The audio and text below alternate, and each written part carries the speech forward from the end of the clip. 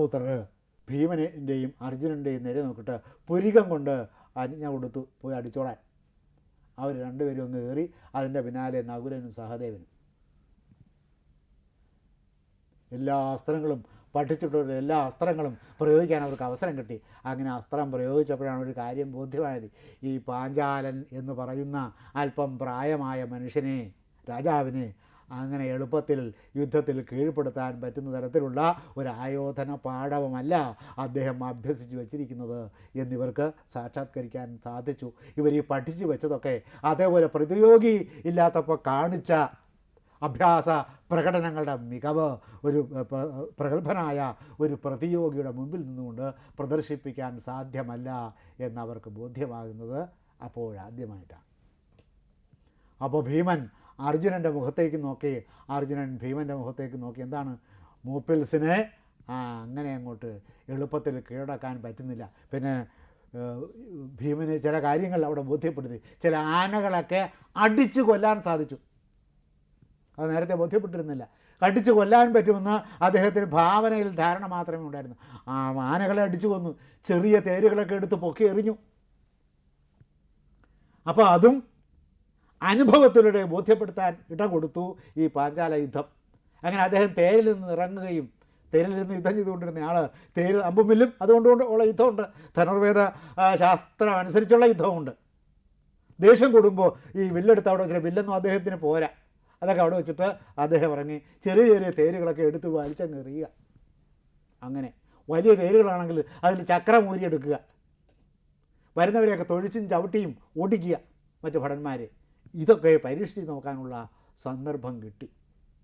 അർജുനൻ അവസാനം യുദ്ധത്തിൽ പാഞ്ചാലൻ്റെ വില്ലറുത്ത്, പാഞ്ചാലൻ്റെ ആയുധങ്ങൾ ഇരിക്കുന്ന ആയുധ അറ എന്തിലെ?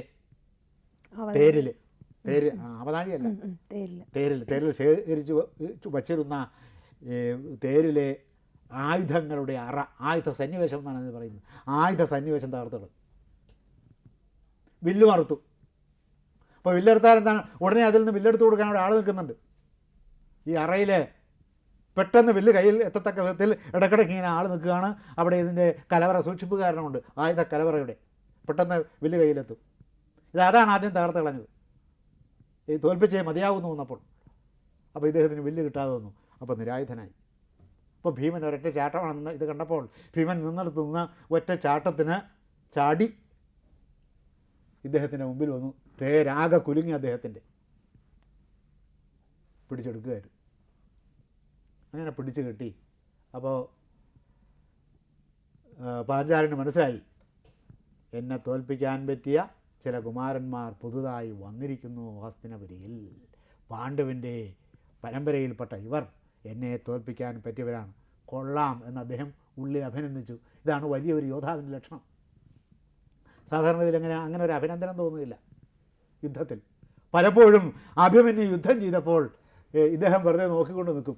ദ്രോണാചാരി യുദ്ധം കാണാനേ അവരിങ്ങനെ അദ്ദേഹത്തിന് സങ്കല്പിക്കാൻ വയ്യാത്ത വേഗത്തിനിങ്ങനെ അറുത്ത് തകർത്ത് മുന്നിലേക്ക് പാഞ്ഞു പോയിക്കൊണ്ടിരിക്കുകയാണ്. വലിയ അഭിമാനവും അത്ഭുതവും അതിശയവും തോന്നി. ഇത് ആചാര്യന് ഇങ്ങനെ യുദ്ധം ചെയ്യാതെ നോക്കിക്കൊണ്ട് നിൽക്കുന്നത് കണ്ട് ജ്വലിച്ച കോപത്തോടുകൂടി അദ്ദേഹം വിളിച്ചു പറഞ്ഞു, അങ്ങനെ നോക്കിക്കൊണ്ട് നിന്നോ, അവൻ്റെ കൈകൊണ്ട് ചാകാം എന്ന് അദ്ദേഹം വിളിച്ചു പറഞ്ഞു. അപ്പോഴാണ് ഇദ്ദേഹം താൻ യുദ്ധക്കളത്തിലാണല്ലോ നിൽക്കുന്നതെന്ന് ഓർത്തത്. ഇങ്ങനെ അഭിനന്ദിക്കാനുള്ളൊരു കഴിവ് വേണം. ഇതിനാണ് നാം ഇപ്പോൾ എന്തോന്ന് പറയുന്നത്? Sportsman spirit. കള്ളക്കടത്തിൻ്റെ സ്പിരിറ്റ് അല്ല, ഇതന്നും ഉണ്ടായിരുന്നു. പക്ഷേ ഇതിനേക്കാളും വലിയൊരു സംഗതിയാണ്. ഏതിനേക്കാളും? ഈ സ്പോർട്സ്മാൻ സ്പിരിറ്റിനേക്കാളും ഉന്നതമായ ഒരു ഭാവത്തിൻ്റെ തലത്തിലാണ് ഇവർ നിൽക്കുന്നത്. ഇത് പാഞ്ചാലനും ഉണ്ടായിരുന്നു. അദ്ദേഹം അത് പറഞ്ഞില്ലെങ്കിലും പിൽക്കാലത്ത് അദ്ദേഹത്തിന് മകളുണ്ടായപ്പോൾ അദ്ദേഹം വിചാരിച്ചത് ഇവരിൽ ആരെയെങ്കിലും കിട്ടിയിരുന്നെങ്കിൽ ഇവളെ വിവാഹം കഴിച്ച് കൊടുക്കാമായിരുന്നു എന്നാണ്. അന്ന് അവരുള്ളതായിട്ട് ചരിത്രത്തിലില്ല, അദ്ദേഹത്തിന് അറിഞ്ഞുകൂടാ. ആ കഥാഭാഗത്തേക്ക് നാം പിന്നീട് വരും. പിടിച്ചു കെട്ടിക്കൊണ്ടുവന്ന് അപ്പോൾ ഇവർ ഓടിപ്പോയപ്പോൾ എന്താ ഇവർ വിചാരിച്ചത്? കൗരവന്മാർ പാണ്ഡവരെ കൊണ്ടും ഇത് സാധിക്കില്ല, കർണനെ കൊണ്ട് സാധിക്കാത്തതാണോ ഇനിയിപ്പോൾ അർജുനനെ കൊണ്ടും ഭീമനെ കൊണ്ടും മറ്റും സാധിക്കാൻ പോകുന്നത്? ഭീമൻ ഒരാളെ തോൽപ്പിക്കാൻ സാധിക്കും, പക്ഷെ കൈ കിട്ടണം. ഇത് അമ്പും വില്ലായിട്ട് ദൂരെ നിന്നുകൊണ്ട് പൊരുതുന്ന പാഞ്ചാലനെ എങ്ങനെയാണ് ഭീമൻ്റെ കയ്യിൽ കിട്ടുന്നത്? ഭീമൻ്റെ കയ്യിൽ കിട്ടിയാൽ പിന്നെ തീർന്നു കഥ. അത് കയ്യിൽ കിട്ടാൻ പോകുന്നില്ല, അദ്ദേഹത്തിൻ്റെ അടുത്തേക്ക് അടുക്കാൻ സാധ്യമല്ല. നാനാഭാഗങ്ങളിലേക്കും ഒരേ സമയത്ത് വില്ലിൽ നിന്ന് അമ്പ് തൊടുത്തു വിടുന്ന അതിശയകരമായ യുദ്ധവൈഭവം. അപ്പോൾ അടുക്കാൻ ഒക്കില്ല, അതുകൊണ്ട് ഭീമന് പിടിക്കാനും സാധ്യമല്ല. അതുകൊണ്ട് പാണ്ഡവന്മാർ തോറ്റു വരുന്ന കാഴ്ച കാണാനായിട്ട് ഇവരെന്ത് ചെയ്തു? ഇവർ രാജധാനിയുടെ മുഖമണ്ഡപത്തിൽ തന്നെ നിന്നു. അപ്പോൾ വരുമ്പോൾ ഒരു ചുമടുമായിട്ടാണ് വരുന്നത്. എന്താണ് ഈ ചുമട്? ചുമട് പാഞ്ചാലനാണ്. അത് വലിയ അസൂയുണ്ടായി, പ്രത്യേകിച്ച് ദുര്യോധനൻ പ്രവർത്തിക്കുന്നതാണല്ലോ മറ്റേ അനിയന്മാരുടെ എല്ലാം പ്രവൃത്തിയുടെ മുൻ ആധാരം. അത് വലിയ അസൂയ ഉണ്ടാക്കി. പഴയ അസൂയ കത്തി കാളാൻ ഇത് കാരണമായി. ഈ അരങ്ങേറ്റം കഴിഞ്ഞ് ഇതൊന്ന് ശമിച്ചു കിടന്നിരുന്നതാണ് ഈ അസൂയ, ഈ ഈർഷ്യ, ഈ സഹിക്കായ, വൈദഗ്ധ്യത്തെ സഹിക്കായ കത്തിക്കാളാൻ കാരണമായി. അദ്ദേഹം വളരെ കോപത്തോടുകൂടി, ജ്വലിച്ച കോപത്തോടുകൂടി ദുര്യോധനൻ അന്തഃപുരത്തിലേക്ക് കയറിപ്പോയി. കൊണ്ടുവന്ന്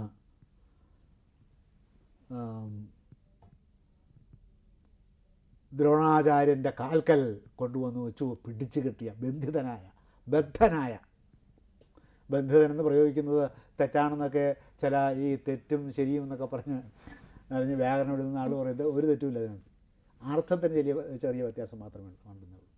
അപ്പോൾ ബന്ധിതനാക്കിയ അല്ലെങ്കിൽ ബദ്ധനാക്കിയ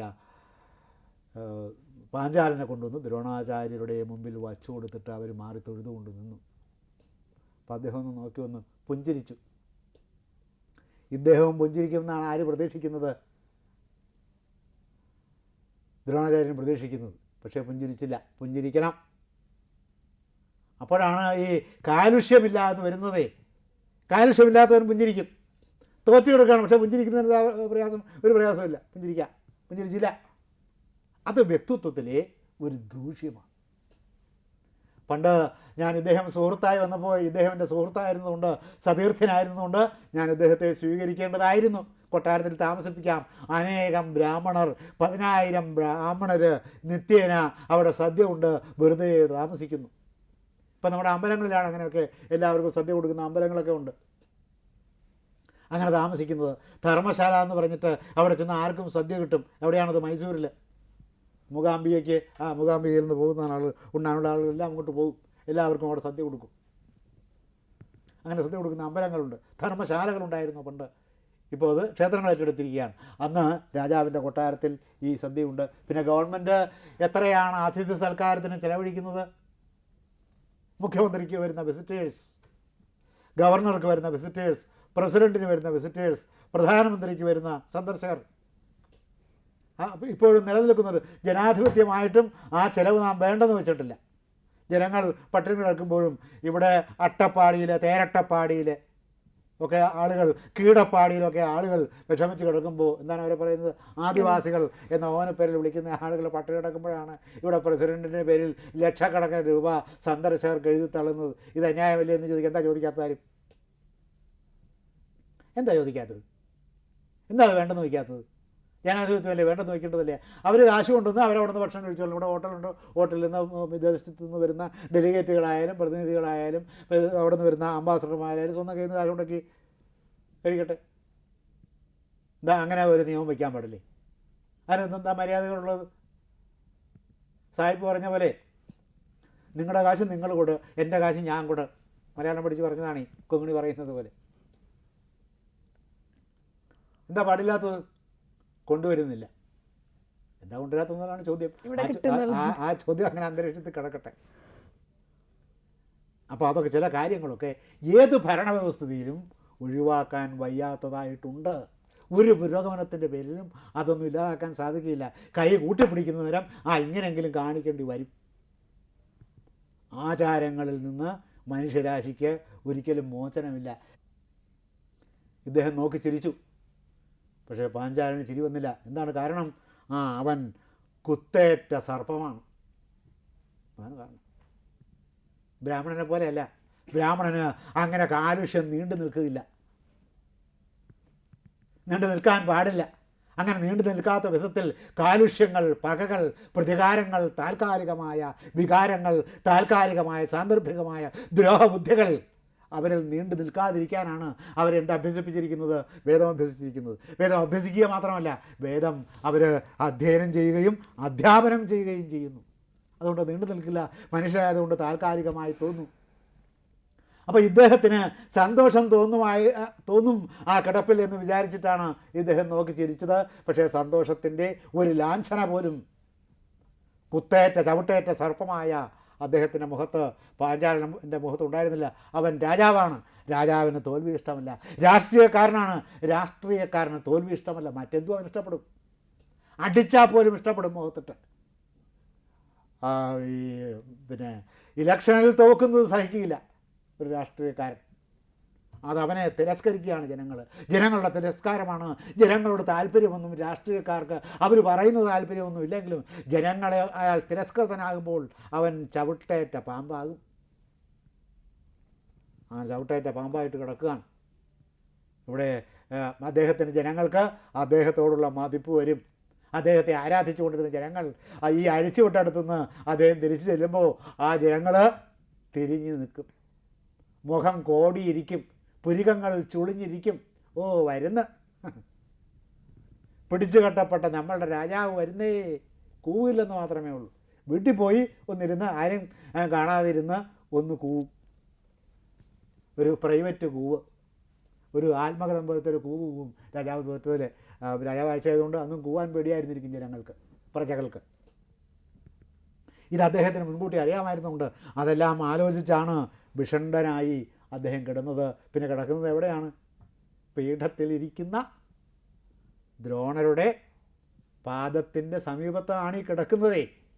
അതുകൊണ്ട് ഉന്നതമായ പീഠത്തിൽ എല്ലാവരും താഴത്തിരിക്കുമ്പോൾ മുകളിലെ സിംഹാസനത്തിൽ മാത്രം ഇരുന്ന് ശീലിച്ചിട്ടുള്ള ഒരാളെ പിടിച്ചു കെട്ടിക്കൊണ്ടുവന്ന് വേറൊരാളുടെ, അതും താൻ തിരസ്കരിച്ച ഒരാളുടെ പാദങ്ങൾക്ക് സമീപം കിടത്തുമ്പോൾ അതും ആ രാജാവിൻ്റെ രക്തം ആവിയാകുന്ന ഒരു അനുഭവമാണത്.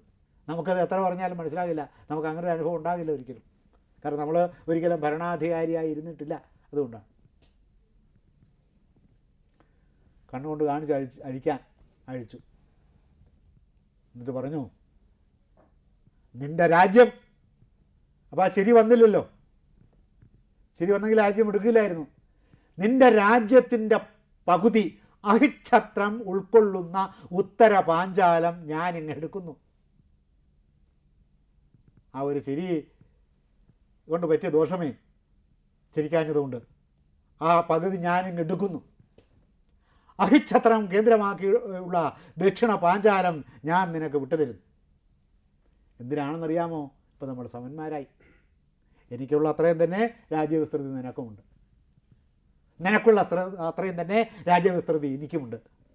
അത്രയും രാജ്യത്തിൻ്റെ രാജാവാണ് ഞാൻ, അത്രയും രാജ്യത്തിൻ്റെ രാജാവാണ്. അപ്പോൾ സമത്വം വന്നു. സമന്മാർക്ക് തമ്മിൽ സ്നേഹിക്കാമെന്നല്ലേ നീ പറഞ്ഞത്? സമന്മാർക്ക് തമ്മിൽ സൗഹൃദമുള്ളൂ എന്നല്ലേ നീ പറഞ്ഞത്? അങ്ങനെ നിൽക്കട്ടത്, വിട്ടുതരുന്നില്ല എന്ന് പറഞ്ഞു. അതും ഒരു ചങ്കൂറ്റമുള്ള പ്രവൃത്തിയാണ്, ഒരു ചുണയുള്ളവൻ്റെ പ്രവൃത്തിയാണ്. അതൊരു സാധാരണ ബ്രാഹ്മണൻ്റെ പ്രവൃത്തിയല്ല. സാധാരണ ബ്രാഹ്മണൻ രാജാവിൻ്റെ മുമ്പിൽ കൈനീട്ടുന്നവനാണ്. ബ്രാഹ്മണന് ക്ഷത്രിയനോട്, രാജാവായ ക്ഷത്രിയനോട് യാചിക്കാം, കൈനീട്ടി ഉപജീവനം നടത്തുന്നവനാണ്.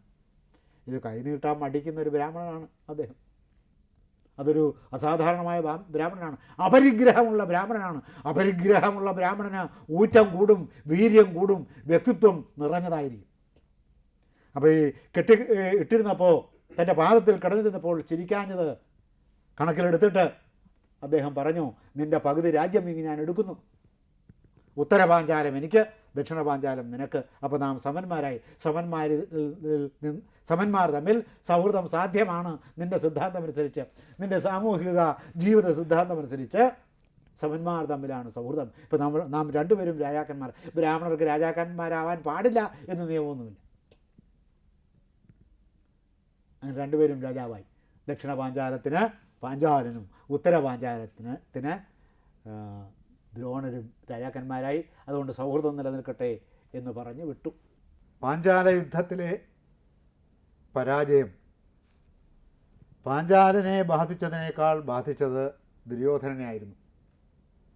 കാരണം ദുര്യോധനൻ്റെ രാജകീയമായ അസ്തിത്വത്തെ ചോദ്യം ചെയ്യുന്നതായിരുന്നു പാഞ്ചാല യുദ്ധത്തിൽ പാണ്ഡവന്മാർ നേടിയെടുത്ത വിജയം, അതും വളരെ മികച്ച രീതിയിലുള്ള വിജയം.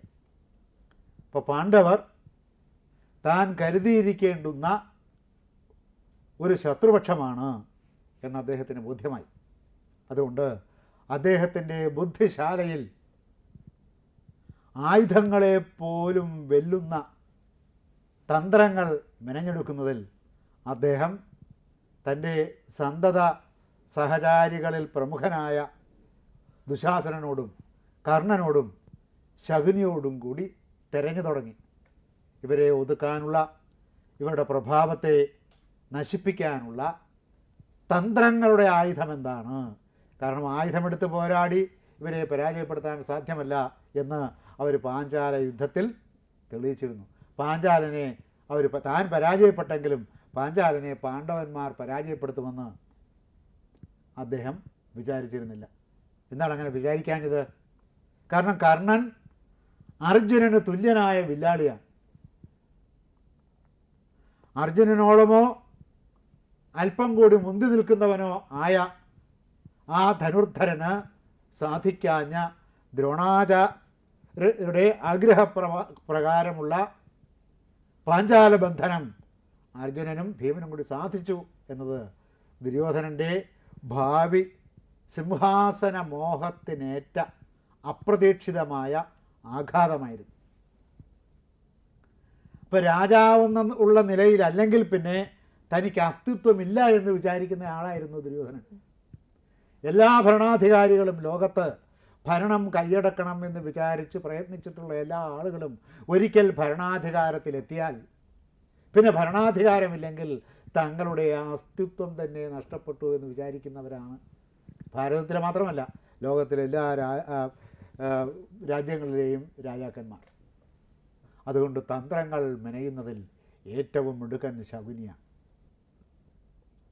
ആ കള്ളച്ചൂത് വെറുതെ ഒരു കള്ളച്ചൂത് കളിയല്ലാതെ ആ കള്ളച്ചൂത് ശകുനിക്ക് ശത്രുവിനെ തകർക്കാനുള്ള തന്ത്രങ്ങൾ മെനയാനുള്ള പ്രതീകം, അതിൻ്റെ ചിത്രകഥ എന്ന നിലയിലാണ് ഈ ദ്യൂതപർവം അതിൽ വ്യാസൻ മഹാഭാരതത്തിൽ വ്യാസൻ ഘടിപ്പിച്ചിരിക്കുന്നത്. അതിന് അങ്ങനൊരു പ്രാധാന്യമുണ്ട്.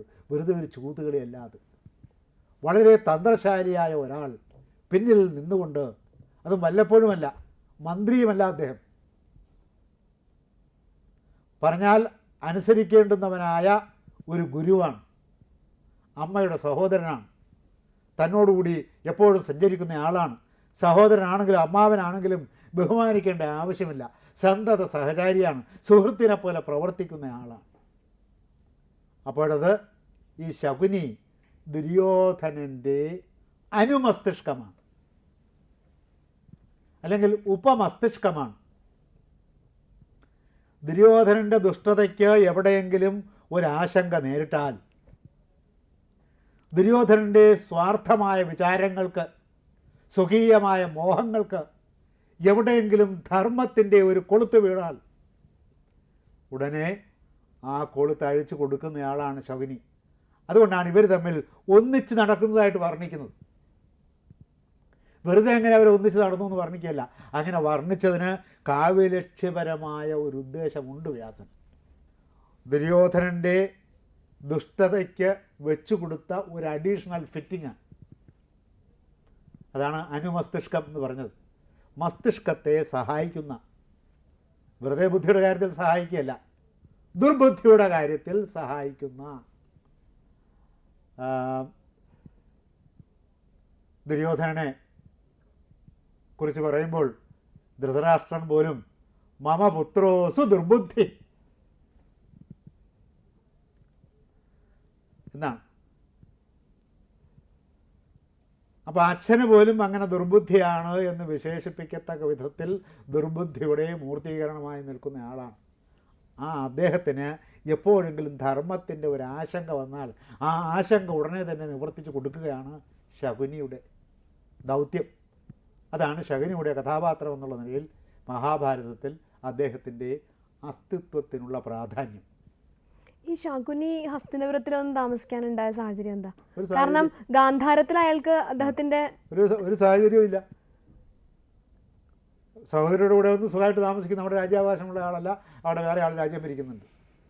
അവിടുത്തെ മൂത്ത സഹോദരൻ അവിടെ രാജ്യം ഭരിക്കുന്നുണ്ട്. അവിടെ നിന്ന് അവർ താഴെയുള്ള 7 സഹോദരന്മാരും ഒന്നും ഇവിടെ താമസിക്കുകയാണ്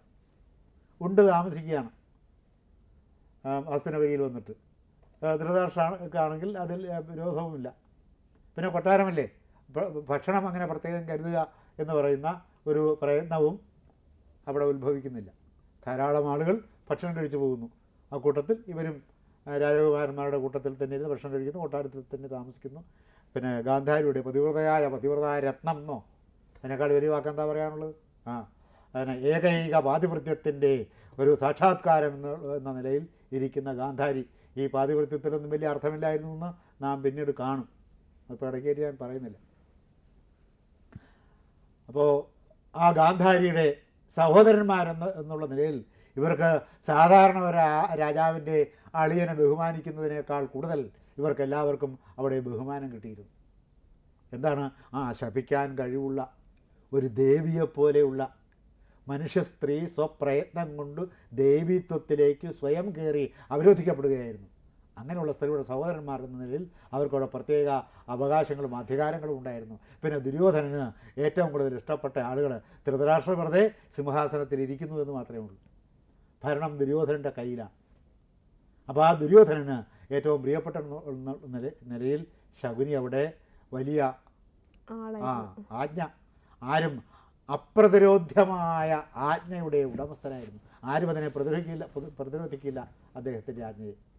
ഒരു ഭരണഘടനാബാഹ്യ ഭരണഘടനാബാഹ്യമായ ശക്തിയായി നിന്നുകൊണ്ട് അദ്ദേഹം എപ്പോഴും ഇടപെടും, ഏത് കാര്യത്തിലായാലും. അത് ഇത്തരം ആളുകളുടെ പ്രത്യേകതയും അതാണ്. ഒരു കാര്യത്തിലും ചോദിക്കുന്നതിന് മുമ്പ് ഇടപെട്ടിരിക്കും. ഇപ്പോൾ നല്ലൊരു ഗുരുവാണെങ്കിൽ എന്തായിരിക്കും? ചോദിച്ചാൽ മാത്രമേ അഭിപ്രായം പറയുള്ളൂ. എപ്പോഴാണെങ്കിലും രാമൻ വസിഷ്ഠനോട് ചോദിച്ചാലാണ് അദ്ദേഹം അതിന് മറുപടി കൊടുക്കുക. രാമൻ ചോദിക്കുന്നില്ലെങ്കിൽ വസിഷ്ഠൻ ഒന്നും പറയില്ല. ചിലപ്പോൾ അത് ശരിയല്ലെന്ന് വസിഷ്ഠന് തോന്നിയിട്ടുണ്ടാകും, രാമൻ ചെയ്യുന്നത്. പറയില്ല, കാരണം ആവശ്യപ്പെടാത്തതുകൊണ്ട് പറയുന്നില്ല. അപ്പോൾ ഒരു ആവശ്യപ്പെടാത്ത സാന്നിധ്യമായും ചോദിക്കപ്പെടാത്ത ഒരു സഹായം ആയും ഒരിക്കലും വലിയ ഗുരുക്കന്മാർ വർത്തിക്കാറില്ല. അത് അവർ വിചാരിച്ച വഴിക്ക് പോട്ടെ എന്ന് വിചാരിക്കും. അപകടത്തിൽ ചെന്ന് ചാടും എന്ന് വിചാരിച്ചാലും ആസ്ഥാനത്ത് കയറി ഉപദേശിക്കുന്ന സ്വഭാവം നല്ല ഗുരുക്കന്മാർക്കില്ല, പ്രത്യേകിച്ചും പ്രാചീന ഗുരുക്കന്മാർക്ക് ഉണ്ടായിരുന്നില്ല. ശകുനിയുടെ ശാരീരിക വൈകല്യം പ്രതീകാത്മകമായിരുന്നു.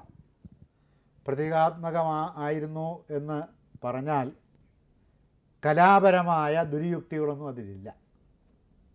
പക്ഷേ അത് മഹാഭാരതം സീരിയലിൽ, അത് സീരിയലാണെങ്കിലും സീരിയസ് ആയിരുന്നില്ല. സീരിയലിൽ അങ്ങനെ കാണിച്ചിട്ടുണ്ട് എന്നുള്ളതല്ലാതെ മഹാഭാരതത്തിൻ്റെ അന്തർഭാഗത്തു നിന്ന് അതിന് വ്യാസപ്രോക്തമായ തെളിവുകളൊന്നും ലഭ്യമല്ല. വ്യാസൻ ഒരിക്കലും ശകുനി മുടന്തനായിരുന്നു എന്ന് പറഞ്ഞിട്ടില്ല.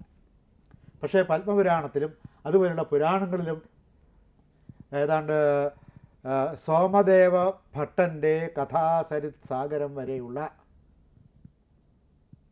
കഥാവൃന്ദങ്ങളിൽ, കഥാസമുച്ചയങ്ങളിൽ വളരെ വ്യാപ്തമായി കിടക്കുന്നതാണ് മഹാഭാരത കഥ.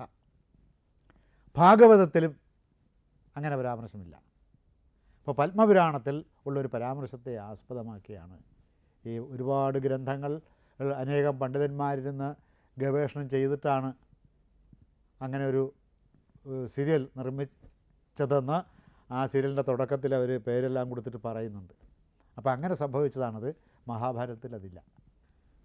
അപ്പോൾ ദുര്യോധനൻ്റെ ദൗഷ്ട്യത്തിൻ്റെ അപര്യാപ്തത,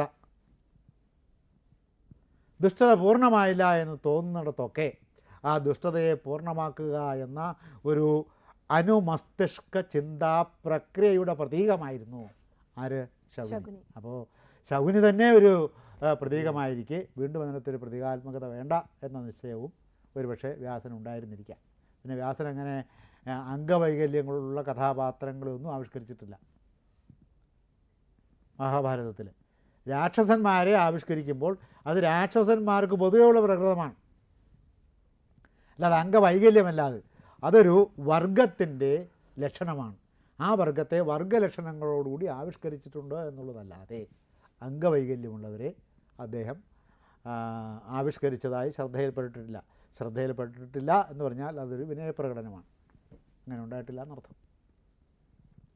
അപ്പോൾ ശകുനിയുടെ ഉപദേശമാണ് ദുര്യോധനനെ അത്രയേറെ വഷളാക്കുന്നതിന് സഹായിച്ചിട്ടുള്ളത്. ഈ ഉപദേശങ്ങളൊന്നും ധൃതരാഷ്ട്രം എടുത്ത് വിലപ്പോവുകയില്ല. കാരണം അദ്ദേഹം പ്രകൃത്യാ ധാർമ്മിക ബുദ്ധിയാണ്. ഒരധർമ്മവും അദ്ദേഹം സ്വന്തം നിലയിൽ ചെയ്യില്ല. എപ്പോഴാണ് അദ്ദേഹം അധർമ്മം ചെയ്യുന്നത് പുത്രൻ്റെ പ്രേരണ വരുമ്പോഴും പുത്രപ്രിയം ഇദ്ദേഹത്തിന് ഒരു സ്വഭാവത്തിൻ്റെ ദൗർബല്യമായിരുന്നതിനാലുമാണ് അദ്ദേഹം ദുഷ്ടതയ്ക്ക് കൂട്ടുനിൽക്കുന്നത്. അല്ലെങ്കിൽ സ്വതേ ജന്മനാ സഹജബുദ്ധിയാ അദ്ദേഹം ധർമ്മബുദ്ധി കൂടിയാണ്. അതുകൊണ്ട് എപ്പോഴും ആദ്യം അദ്ദേഹം വസ്തുത പറയും, അങ്ങനെയല്ല നാം ചെയ്യേണ്ടത്, അങ്ങനെ ചെയ്യുന്നത് തെറ്റാണ് എന്ന് പറയുമ്പോൾ ദുര്യോധനൻ്റെ നിർബന്ധം വരും. അദ്ദേഹം ഈ പുത്രവാത്സല്യത്തിൻ്റെ ദൗർബല്യം അനുഭവിച്ചിരുന്ന ഒരു പിതാവാണ്.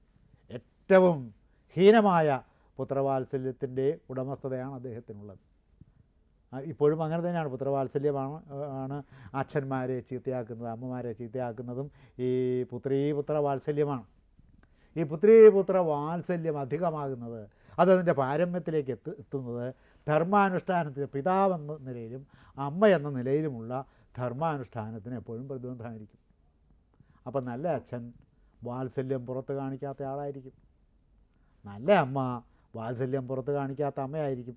കാരണം അസ്ഥാനത്തെ വാത്സല്യം ഇവരുടെ സ്വഭാവത്തെ ദുഷിപ്പിക്കുകയല്ലാതെ ഒരിക്കലും സ്വഭാവത്തെ ധാർമ്മികമാക്കാൻ സഹായിക്കുകയില്ല. അപ്പോൾ വ്യാസൻ്റെ ഉപദേശം എന്ന് മാത്രമല്ല, ഭാരതത്തിൻ്റെ സാംസ്കാരികമായ തിട്ടവും എന്താണ്? പിതാവ് പുത്രധർമ്മം അനുഷ്ഠിക്കുന്നതോടുകൂടി വാത്സല്യം അമിതമായി പ്രകടിപ്പിക്കാൻ പാടില്ല.